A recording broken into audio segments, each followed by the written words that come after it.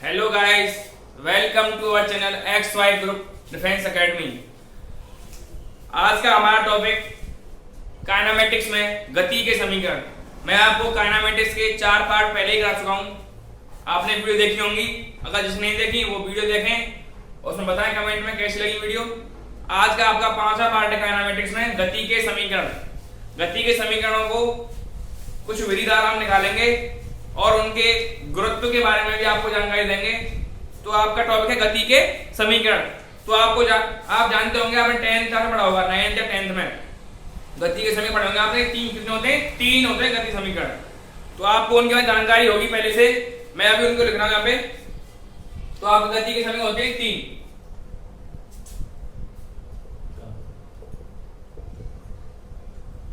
तो आपका पहला समीकरण होता है v equal to u plus a t. आपने पढ़ा होगा पहले ये, ठीक है।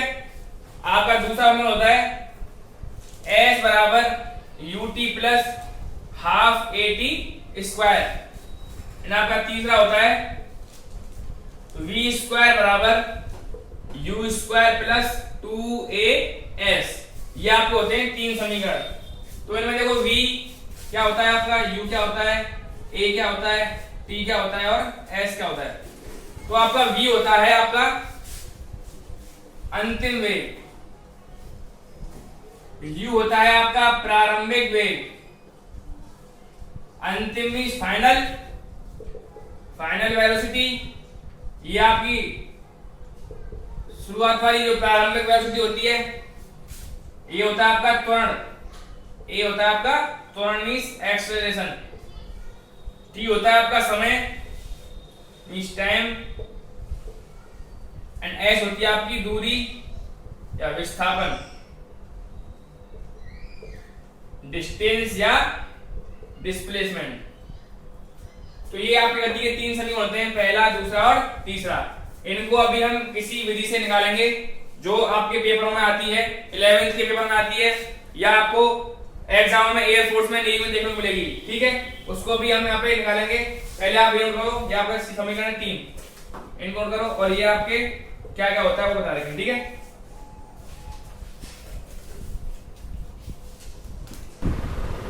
अभी आपको मैं आपको गति के समीकरण बताए थे। गति के होते हैं 3 समीकरण, उनका हम अभी करेंगे निगमन। कौन सी विधि से? समाकलन विधि से गति के समीकरणों का क्या करेंगे हम? निगमन करेंगे, ठीक है।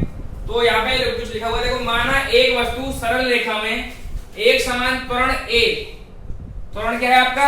a है, से गति कर रही है। कण का प्रारंभिक वेग u t समय पश्चात v हो जाता है।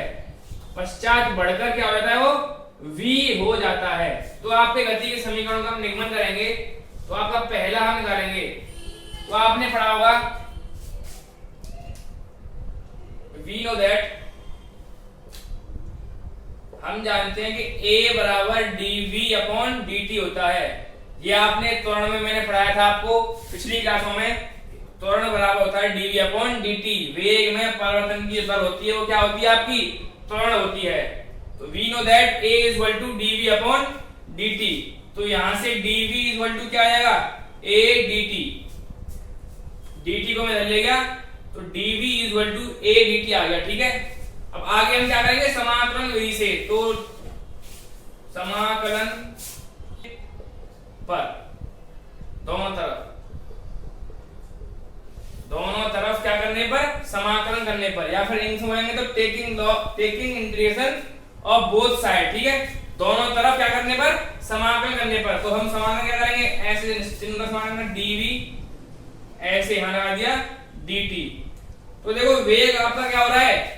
u से v हो रहा है। तो u से क्या हो रहा है? वो v हो रहा है। और समय आपका 0 से t हो रहा है। पहले 0 था, फिर t समय पश्चात वो क्या हो गया? v हो गया। तो 0 से क्या हो गया? t हो गया, ठीक है। आगे देखो अभी। तो ये हो गया आपका dv, इसका ऐसे करो u v, यहां पे dv। अब देखो ये आपका अचर पद है a, तो ये कहां जाएगा? बाहर आ जाएगा। तो a 0 से t तक, यहाँ पे एक dt बचा, ठीक है। अब इसका समाकलन करेंगे तो इसका हो जाएगा dv का v हो जाएगा और लिमिट आ जाएंगी इसमें u से v तक। ये क्या होगी आपकी लिमिट होती है u से v तक। और dt का मान क्या होगा, इसका हो जाएगा आपका a तो बाहर है ही आपका और इसका हो जाएगा क्या t, और t कहां से 0 से t तक। ठीक है, आगे क्या करेंगे, अब लिमिट्स को इसमें रखेंगे हम। तो लिमिट्स को कहते हैं upper limit minus lower limit, मतलब ऊपर वाली लिमिट और माइनस के नीचे वाली लिमिट। तो ऊपर वाली क्या है v माइनस नीचे वाली क्या है आपकी u, v minus u is equal to यहाँ पे a। अब ऊपर वाली कौन सी है t माइनस 0, तो v माइनस u बराबर a का करेंगे तो a t हो गया, तो v बराबर u प्लस के a t। हम इसको ले लेंगे तो बस हो जाएगा। तो ये आपका पहला समीकरण गति का v बराबर u प्लस के a t किस विधि से निकाले, समाकलन विधि से आपका पहला समीकरण आ गया v बराबर u प्लस के t। ये 11th में पेपर में पूछने के लिए आता है, ठीक है, कि समाकलन विधि से गति के समीकरण निकालिए। तो आपका ये पहला समीकरण आ गया समाकलन विधि से। ठीक है,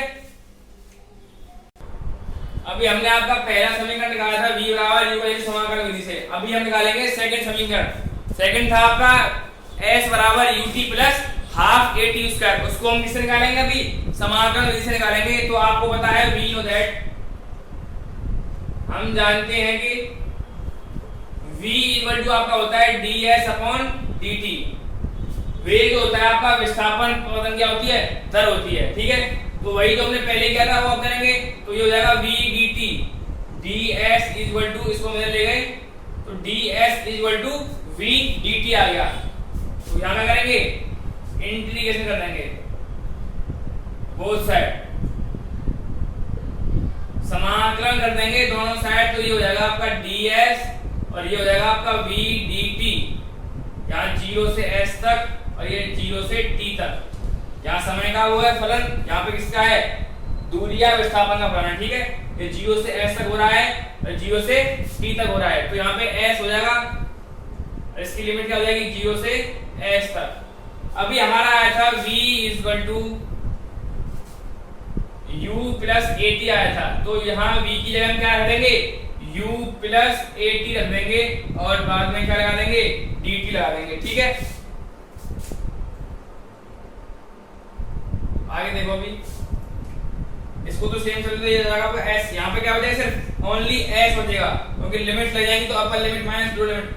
अब हम इसका क्या देखो, इसका पहले 0 से t तक u को एक साथ ले लो प्लस at को एक साथ ले लो। ठीक है, तो s इक्वल टू u क्या है बाहर जाएगा तो u जाएगा यहाँ पे ऐसे 0 से t, यहाँ पे dt प्लस यहाँ पे a आ जाएगा बाहर t dt। ठीक है, लिमिट चल रही है यहाँ पे 0 से t तक।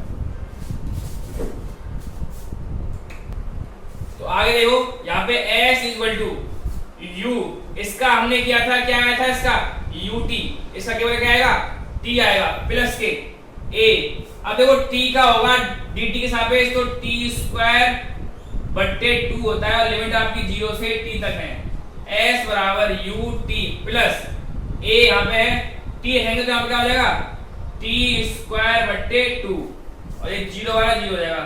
तो s equal to ut plus इसको हाफ at स्क्वायर हम क्या कर सकते हैं, इसको हाफ at स्क्वायर हम लिख सकते हैं। तो ये आपका कौन सा समीकरण आ गया, सेकंड समीकरण आ गया। कौन सी विधि से, समाकलन विधि से आपका गति का दूसरा नियम आ गया s बराबर ut plus half at square. ठीक है, ये बहुत ही इंपॉर्टेंट है 11वीं क्लास में आते हैं इनको पूछने के लिए पेपरों में।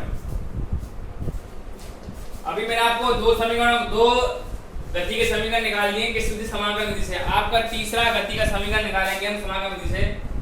बहुत ही इंपॉर्टेंट वो है विधि, समाकलन विधि पूछी जाती है आपके 11th के पेपरों में, 11th में और आपकी एयरफोर्स नेवी में पूछी जाती है समाकलन विधि से, उसका नियमन कैसे आएगा कैसे नहीं आएगा। ठीक है, तो अभी देखो हमने दो निकाले थे, अभी हम तीन निकालेंगे। तो आपका होता है a equal to dv upon dt और v equal to ds upon dt। आपने दोनों पढ़े होंगे, a equal to d upon dt पढ़ा आपने और ds अपॉन dt पढ़ा। ठीक है, तो अभी हम क्या करेंगे, समीकरण 1 में ds से गुणा व ds में गुणा व भाग करने पर, तो समीकरण एक आपका ये है, इसमें ds से गुणा या भाग कर रहे हैं, तो देखो a equal to dv upon dt है आपका, हमने क्या कर दिया, ds से गुणा कर दिया, ds से क्या कर दिया हमने, भाग कर दिया, ठीक है। तो यहाँ पे क्या बन जाएगा देखना, ये ds अपॉन dt जो है, ds अपॉन dt बनना नहीं बनना यहाँ पे, तो वो क्या होता है आपका v होता है, तो यहाँ पे a equal to v dv upon ds हो गया, ठीक है। v आपका ये हो गया, dv बचा है, ds होता है, अभी यहाँ से a ds बराबर v dv आ गया, कितना आ गया, a ds मतलब ds यहाँ पहुंच गया और v dv आ गया। आगे हम क्या करेंगे, समाकलन करेंगे दोनों तरफ, तो दोनों तरफ समाकलन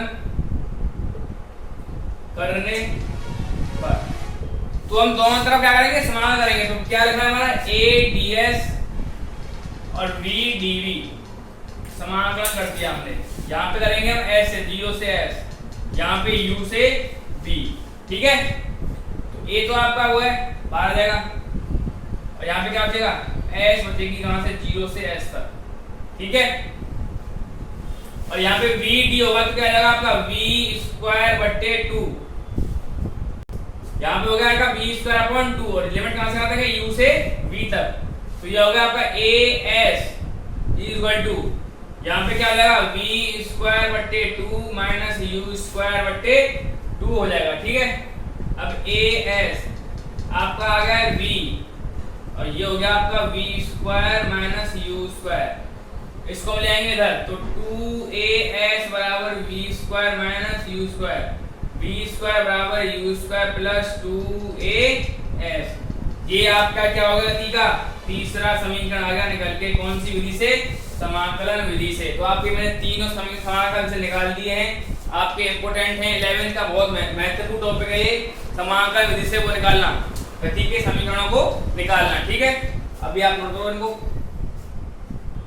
आगे हमारा इसमें मतलब है गुरुत्व के अंतर्गत कण की गति। अभी मैंने आपको गति के समीकरण आए थे, 3 समीकरण समाकलन विधि से निकाला उनको। तो जब गुरुत्व के अंतर्गत कण आता है तो उसकी गति पर क्या प्रभाव पड़ता है उसके बारे में बताएंगे। तो जैसे आपका समीकरण थे v equal to u plus a t, और एक था s equal to u t plus half a t square, और एक था आपका v square equal to u square plus 2as। ये आपके 3 समीकरण थे गति के, ठीक है।